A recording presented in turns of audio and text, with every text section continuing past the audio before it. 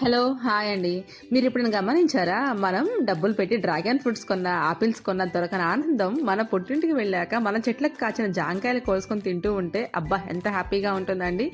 నిజంగా కదా! ఎందుకో అర్థం కాదు. చిన్ననాటి జ్ఞాపకాలు తలుచుకుంటూ, చిన్నప్పుడు మెమరీస్ అన్నీ మనం ఊహించుకుంటూ, మన పిల్లలతో అవన్నీ షేర్ చేసుకుంటూ ఉంటే చాలా చాలా హ్యాపీగా ఉంటుంది. అండ్ మనం పుట్టిన స్థలంలో, మనం పెరిగిన వాతావరణంలో, మన ఇంటికెళ్ళినప్పుడు అసలు మనసు ఎంత ప్రశాంతంగా ఉంటుందోనండి. ఎటువంటి బాధ్యతలు రావు.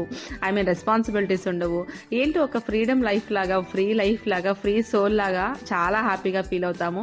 అలా నేను కూడా నా చిన్ననాటి జ్ఞాపకాలన్నీ నెమరు వేసుకుంటూ, ఆ చెట్లన్నీ మీకు చూపిస్తూ, మా ఇంటి మొత్తాన్ని మీకు చూపిస్తూ నేను చాలా హ్యాపీగా ఫీల్ అవుతున్నాను. ఈ లోపున నాకు ఇంట్లో లగేజ్ రెడీ చేస్తున్నారండి. వచ్చేటప్పుడు ఊపుకుంటూ వచ్చానండి. కానీ వెళ్ళేటప్పుడు చూసారా ఎంత లగేజెస్ రెడీ చేశారో నా కోసం అయితే.